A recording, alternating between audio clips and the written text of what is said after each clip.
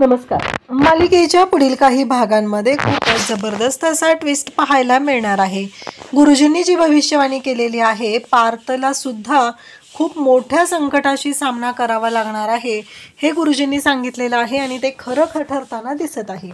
नक्की काय होणार आहे हा प्रश्न आता आपल्याला पडलेला आहे की काय होणार आहे, कशामुळे हे सगळं गुरुजी बोललेले आहेत. तर पुढील भागामध्ये आपल्याला पाहायला मिळणार आहे की काव्या लायब्ररीमध्ये गेलेली असते, कारण पार्थनं दिलेलं ट्विन वॉच जे आहे ते लायब्ररीमध्ये राहिलेलं असतं आणि त्या लायब्ररीमध्ये खूप मोठी आग लागलेली असते. आता पार्थ तिथं पोहोचलेला असतो. मग तो अनिशाला विचारतो काव्या कुठे आहेत. तेव्हा अनिशा सांगते की तुम्ही दिलेलं वॉच लायब्ररीत राहिलंय म्हणून ती लायब्ररीत गेली आहे. मग आता काव्याचा जीव वाचवण्यासाठी पार्थ सुद्धा काव्याच्या मागे जातो. तेव्हा काव्याच्या हातामध्ये ते ट्विन वॉच असतं आणि पार्थ तिच्याकडे पाहत असतो. मग पार्थ आता काव्याला वाचवतो असं म्हणतो आणि तिला घेऊन तो बाहेर येऊ लागतो.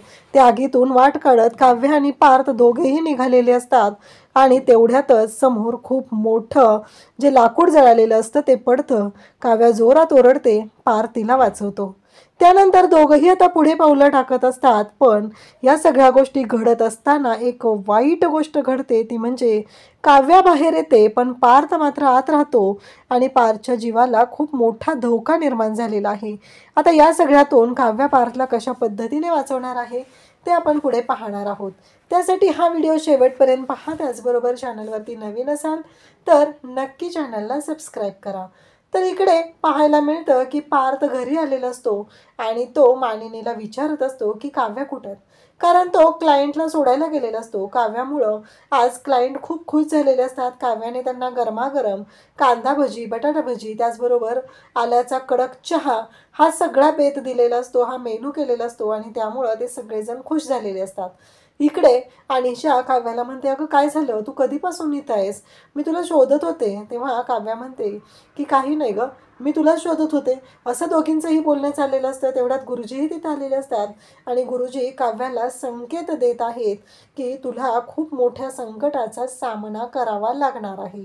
हे सगळं जेव्हा घडत असतं तेव्हा अनिशा म्हणत असते की अगं काय बोलत होते ते आणि काही काय बोलतात ते. तेव्हा काव्या म्हणत असते की अगं काही नाही आहे, ते खरंच बोलत होते असं अनिशा सांगू लागते. तेव्हा मात्र इकडे काव्या म्हणत असते की अगं चल आता आपण जाऊया लायब्ररीमध्ये. गुरुजी तिला काव्याला सांगत आहेत की आता तुझ्या सौभाग्याची परीक्षा असणार आहे, तुझं सौभाग्य धोक्यात येणार आहे. तेव्हा काव्या म्हणते कोणती परीक्षा असेल ती द्यायला तयार आहे, अन्यथा मी पार्थला सगळं माझं सत्य आहे ते सांगून टाकेल असं ती बोलत असते. गुरुजी म्हणतात की नाही, कसं आहे माहिती आहे का, आता जेव्हा पार्थच्याच जीवाला धोका निर्माण होणार आहे. तुला वाटत होतं तेवढं सोपं राहिलेलं नाही. धोका हा तुझ्या आणि पार्थ दोघांच्याही जीवाला निर्माण होणार आहे, हे सगळं सांगितलं जात असतं. तेव्हा मात्र इकडे पाहायला मिळतं की जेव्हा या सगळ्या गोष्टी घडत असतात तेव्हा काव्याला धक्का बसलेला असतो. काव्या म्हणत असते की नाही, पार्थच्या जीवासाठी मी काहीही करायला तयार आहे, मी पार्थला काहीही होऊ देणार नाही, अशा पद्धतीने काव्या बोलत असते. परंतु इकडे गुरुजी म्हणत असतात की नाही, काहीही झालं तरीही आत्तापर्यंत तू जशी परिस्थिती हँडल करत होती तशी तुला करणं यावेळेस अवघड जाणार आहे, कारण यावेळेस पार्थचा जीव धोक्यात आहे आणि आता तुझ्या अस्तित्वाची, तुझ्या सौभाग्याची परीक्षा आहे, एवढं लक्षात ठेव. तेव्हा मात्र गुरुजींनी जे संकेत दिलेले आहेत ते पाहून तर धक्का बसलेला असतो आणि कळत नसतं की आता करायचं काय आहे, गोष्टी कशा पद्धतीने मॅनेज करायच्या आहेत. याच गोष्टींचा विचार काव्या करत असते. इकडे पार्थ मात्र आईला विचारत असतो की काव्या कुठं आहेत, सांग काव्या कुठं आहेत. ती म्हणत असते की बाहेर गेली आहे ती. तेव्हा पार्थ म्हणतो की असं कसं, आणि तेवढ्यातच काव्याचा फोन वाजू लागलेला असतो. तेव्हा काव्याचा फोन वाजतो हे पाहून पार्थ पुन्हा येतो आणि आईला विचारू लागतो, काव्याचा फोन तर रूममध्ये वाजतोय आणि तू कशी म्हणालीस की काव्या बाहेर गेली आहे, फोन ठेवून गेली आहे का. तेव्हा ती म्हणते की हो गेली असेल, कारण तिच्या मनात तेच वाक्य घुमत असतात जे सुनीताने सांगितलेले होते. आणि त्याचबरोबर पार्थला मात्र आईचं हे वागणं पटत नसतं. त्यामुळं तो म्हणत असतो की तुझं जे काही वागणं आहे ना ते मला अजिबात पटत नाही आहे, तुझे काही वागते ना त्याचा अर्थच लागत नाही आहे. तू असं कसं वागू शकते सांग बरं. काव्या घरातून बाहेर गेलेत आणि तुला जराही काही वाटलेलं नाही आहे, तू काव्याबद्दल जराही काही बोलत नाही आहे, तुझ्या लक्षात कसं येत नाही आहे की आपण चुकीचं वागतोय, चुकीचं करतोय, कारण काव्याच्या बाबतीत जर काही झालं तर, असं तो विचारत असतो. तेव्हा मात्र ती म्हणत असते की नाही, काहीच असं झालेलं नाही. आणि त्याचबरोबर हे सगळं जेव्हा घडत असतं तेव्हा मात्र इकडे पार्थला ती म्हणत असते की माहीत नाही कुठे गेली, आणि असं पण तू एवढा विचार करायची काय गरज आहे तिचा. हिच्या डोक्यात मात्र सुनीताने सांगितलेले विचार घोळत असतात.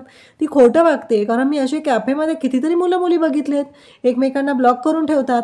आता त्यांच्या दोघांचा प्लॅन असेल, कारण आता तू तिला पकडलंय ना, त्यामुळे तिनं ठरवलेलं असेल घराच्या बाहेर पडायचं नाही, त्याला भेटायचं नाही, काही करायचं नाही, असं तिने मुद्दामच कान भरवलेले असतात. आणि त्याच गोष्टींचा विचार मानिनी करत असते. पार्थ किती चांगला आहे, आपला पार्थ काव्यावर जीवापाड प्रेम करतो, एवढं सगळं तो काव्यासाठी करतोय हे तिला दिसतं. पण काव्यासुद्धा पार्थसाठी ते सगळं करते, कारण तिनं कितीही त्या दोघांना एकमेकांपासून दूर करण्याचा प्रयत्न केला तरीही ते दोघं एकमेकांसाठी बनलेले आहेत. त्या दोघांना कुणीच वेगळं करू शकत नाही. ही गोष्ट मात्र मानिनीच्या लक्षात येत नसते. तिला माहितीच नाही आहे की तिच्या मुलांच्या संसाराच्या बाबतीत काय झालेलं आहे. तिकडे नंदिनी आणि जीवामध्ये जे काही प्रॉब्लेम सुरू झालेले आहेत त्याबद्दलसुद्धा तिला कल्पनासुद्धा नाही. तिला फक्त एवढंच वाटत असतं की ठीक आहे ना, माझी मुलं आहेत आणि माझ्या मुलांच्या बाबतीत अरे त्या पण मुली आहेत ना, त्यांचाही विचार कर. कारण आज काव्याला कुणीच विचारलेलं नाही आहे लग्न करताना. तिला फक्त सगळेजण सांगत होते की तू भोल्यावर उभी राहा, भोल्यावर उभी राहा. अरे पण तिच्या मनाचा काय विचार होता हा कोणी विचार घेतलाय का. मान्य आहे सगळेजण बोलत आहेत, एवढं सगळं झालेलं होतं, हे सगळं झालंय, पण आज तरीही ती काव्या त्या घरात राहते, जीवाच्या समोर राहते, सफर करते. जीवा तिच्या बहिणीचा नवरा झालाय तरीही ती गोष्ट ॲक्सेप्ट करून राहते. आता इकडे गुरुजी येऊन काव्याला वेगळं सांगत आहेत. गुरुजी अजून भीती घालतच आहेत काव्याला. ते म्हणत आहेत की आता जे संकट येणार आहे ते सौभाग्यावरती येणार आहे आणि मार्ग खूप हे असणार आहे, संकटांचं असणार आहे, अडचणीचं असणार आहे, तुला ह्या गोष्टी फेस कराव्या लागणार आहेत, असं गुरुजी तिला सांगत आहेत.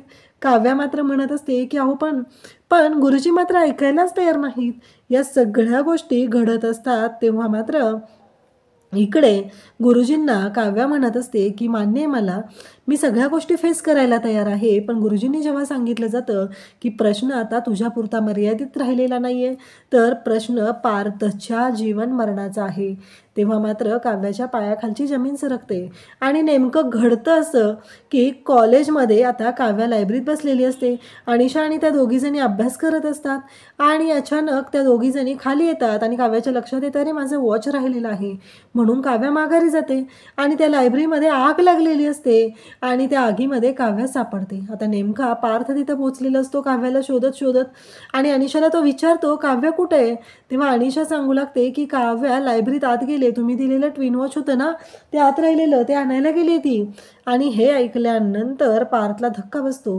काव्या मात्र त्या आगीमध्ये गेलेली असते, तिने ते ट्विन वॉच घेतलेलं असतं, त्या आगीतून बाहेर येण्याचा प्रयत्न करत असते, पण ती काही त्या आगीतून बाहेर येऊ शकत नाही.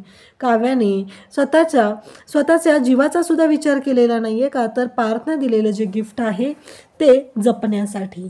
आता काव्याच्या जीवासाठी पार्थसुद्धा धावत आता त्या आगीमध्ये पोचलेला आहे, कारण त्याला काव्याचा जीव वाचवायचा आहे. काव्या तर आता तिथं बेशुद्ध पडली त्या सगळ्या धुराणे वगैरे, आणि काव्याच्या हातात ते वॉच आहे. पार्थ येतो, काव्याला सावरतो आणि काव्याच्या हातात असलेलं ते वॉच पाहतो. तेव्हा मात्र पार्थला सुद्धा धक्का बसलेला आहे. पार्थ म्हणत असतो की काय हे, आणि मग काव्याला घेऊन तो आता बाहेर येणार असतो.